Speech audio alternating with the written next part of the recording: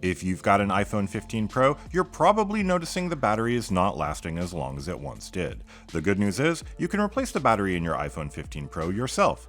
It's a relatively easy process, and it won't take too long to do. There are a couple spots here where it's very easy to slice a cable or mess up a sensor, but we'll walk you through everything step by step in this video.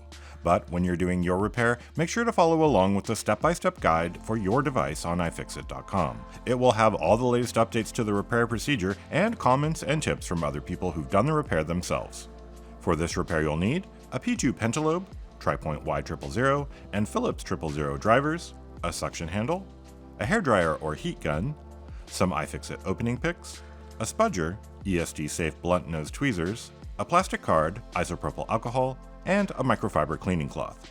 You'll also need your replacement battery and some replacement adhesive strips, which you can get over at iFixit.com, either as standalone parts or a complete fix kit with all the tools you'll need to do your repair. Before you start your repair, make sure your battery is below 25%. A charged lithium-ion battery can catch fire if it's damaged, so don't skip that step. Unplug the cables and then hold the power and either volume button, and then slide to power down the phone off completely. Next, grab an opening pick and mark about 3 mm from the tip. This is important. Going deeper than that in certain areas can damage internal components. Now remove the two pentalobe screws on either side of the charging port.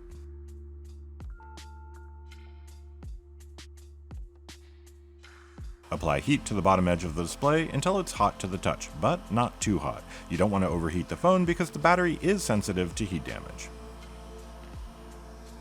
Attach a suction handle to the bottom edge and pull up with steady pressure to create a gap between the screen and the frame. Insert your opening pick into the gap. As you start cutting through the adhesive, keep in mind that there are two delicate display cables along the left edge. There are also spring contacts around the perimeter. Going too deep here can cause damage fast. Slide your pick along the bottom edge to separate the adhesive, keeping your pick inserted no more than the mark we made earlier.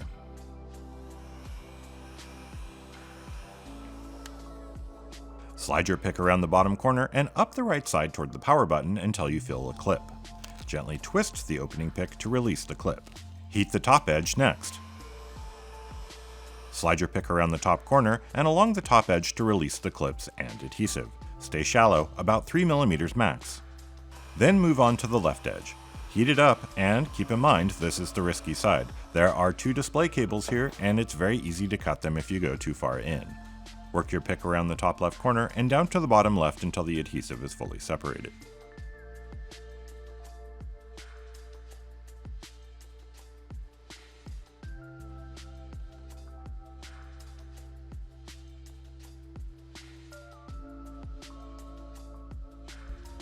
Once everything is loose, open the display from the right side like a book. If anything still feels stuck, go back around the edges and free it up. Then prop the screen up so the cables aren't under tension. Now we're inside. Remove the 6 screws securing the logic board cover using a Y000 driver.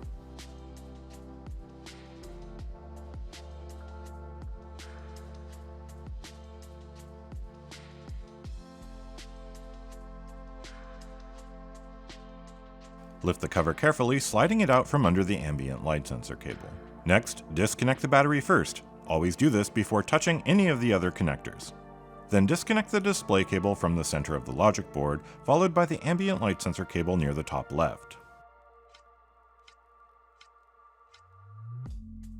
Now, moving down to the bottom of the phone, use a Phillips 000 screwdriver to remove the 4 screws securing the loudspeaker. Lift the loudspeaker up, and then peel it away from the plastic buffer along the top and remove it. Next, disconnect the Taptic engine using a spudger, then remove the 2 screws securing it in place.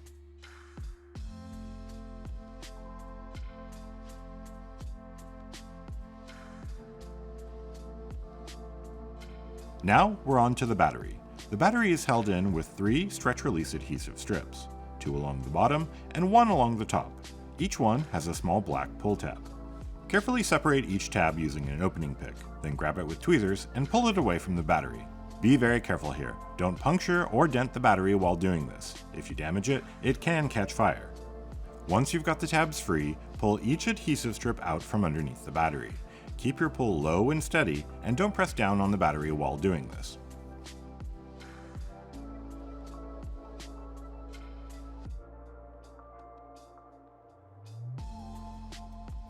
If a strip breaks, don't worry, there's another way to get the battery out, and we'll walk you through the process over on our site. There's a link to the guide in the description.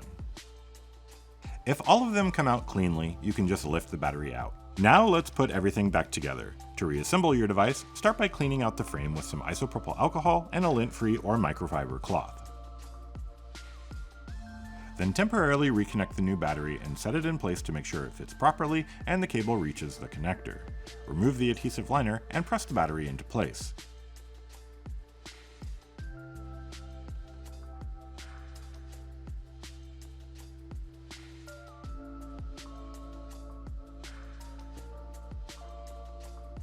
Make sure to disconnect the battery again before continuing your reassembly. Reinstall the Taptic engine and secure it with its 2 Phillips screws, then reconnect its press connector. Put the loudspeaker back into place and secure it with its 4 screws. Clean the edges of the phone and reapply display adhesive. If you need a walkthrough of that process, check out our video on reapplying display adhesive. Bring the display back over to the phone and reconnect the ambient light sensor and the display cable. Finally, reconnect the battery last. Reinstall the logic board cover, making sure the top left corner slides back underneath the ambient light sensor cable, and then reinstall the 6 screws.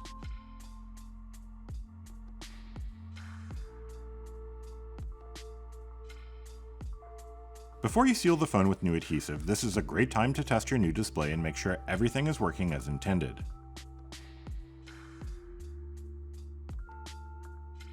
If everything's working, lower the display into place, closing it like a book. Align it carefully and press around the edges to seal the clips and the adhesive.